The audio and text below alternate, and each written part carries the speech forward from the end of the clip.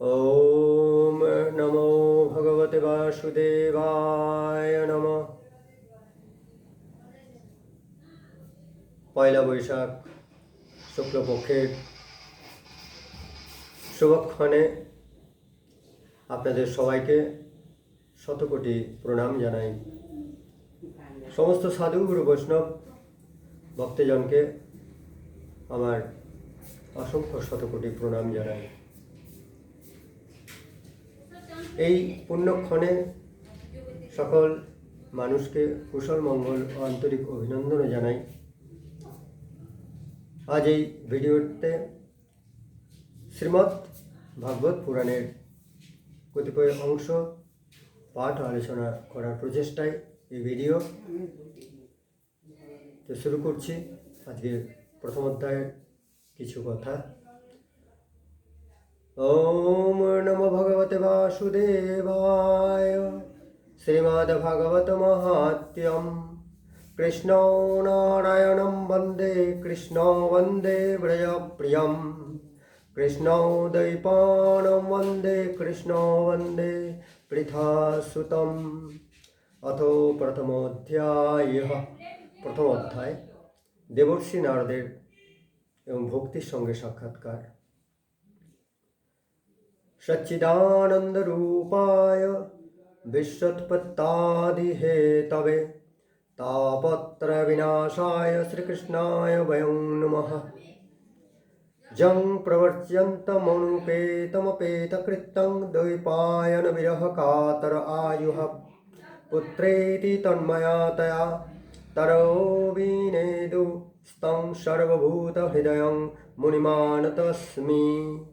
नैमिषेषु तमासीनमिव्यपद्यो महामतिं कथमृतरसस्सादकुशलः शौनको ब्रवीत्। যিনি জগতের উৎপত্তি স্থিতি ও লয়ের হেতু এবং আধ্যাত্মিক আধিদৈবিক এবং আধিভৌতিক এই ত্রিতাপ বিনাশক সেই সচ্চিদানন্দ স্বরূপ ভগবান শ্রীকৃষ্ণকে আমরা প্রণাম করি। ব্যাসপুত্র সুখদেবের তখনও উপনয়ন সংস্কার হয়নি, অর্থাৎ তার লৌকিক বৈদিক সমস্ত কর্ম অনুষ্ঠান বাকি। এমত অবস্থায় তিনি সন্ন্যাস গ্রহণের সংকল্প গ্রহণ নিয়ে একাই গৃহত্যাগে উদ্যোগী হলেন। তখন তাই দেখে ব্যাসদেব পুত্র বিরহে কাতর হয়ে তাকে ডাকছেন, পুত্র পুত্র তুমি কোথায় চলেছ? সেই সময় তন্ময় হওয়ার ফলে বৃক্ষরাজি সুখদেবের হয়ে উত্তর দিয়েছিল, এরূপ সর্বভূত হৃদয় স্বরূপ সুখদেব মুনিকে আমরা প্রণাম করি।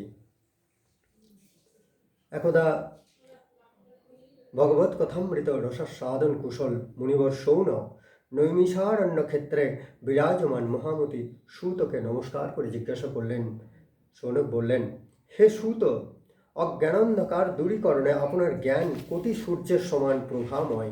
আপনি আমাদের কর্ণের তৃপ্তি বিধানকারী অমৃত স্বরূপ সারগর্ভ কথা বলুন। ভক্তি জ্ঞান ও বৈরাগ্য দ্বারা লভ্য মহান বিবেকের বিকাশ কি করে হয় এবং বৈষ্ণবগণ সর্বপ্রকার মায়া মোহ থেকে নিজেদের কি করে মুক্ত করেন? এই ঘোর কলিকালে জীব প্রায়শই আসুরি স্বভাব পেয়েছে। নানাবিধ ক্লেশে ক্লিষ্ট এই জীবকে পরিশুদ্ধ করার সর্বশ্রেষ্ঠ উপায় কি?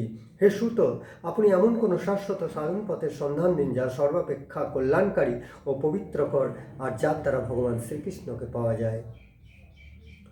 এই বলছেন, তখন উত্তরে বলছেন, সূত বললেন, হে সৌনক, তোমার হৃদয়ে ভগবত প্রেম রয়েছে, তাই আমি বিচার করে তোমাকে সমস্ত সিদ্ধান্তের সার কথা শোনাচ্ছি, যা জন্ম মৃত্যুর ভয় দূর করে, সংসারে ভববন্ধনে ভব যন্ত্রণা থেকে মুক্ত করতে পারে। আমি তোমাকে ভক্তি প্রবাহ বৃদ্ধিকারী এবং ভগবান শ্রীকৃষ্ণের প্রসন্নতা অর্জনকারী সাধনের কথা বলবো, মন দিয়ে শোনো। সুখদেব কলিযুগে জীবকে কালরূপী সর্পের গ্রাসে পতিত হওয়ার মহাভয় থেকে রক্ষা করার জন্য শ্রীমদ্ ভাগবত শাস্ত্রে প্রবচন করেছেন।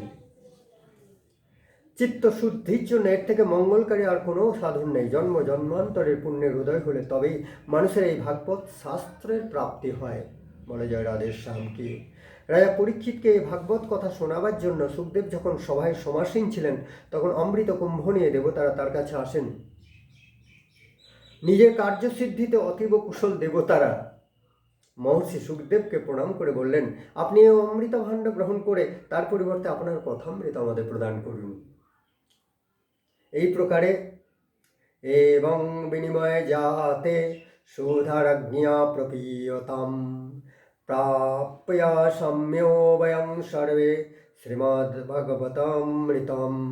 এই প্রকারে আমাদের পরস্পরের মধ্যে কথামৃত ও অমৃত বিনিময় করে মহারাজ পরীক্ষিত অমৃত পান করতে থাকুন, আর আমরা সকলে শ্রীমদ্ ভাগবত অমৃত পান করি।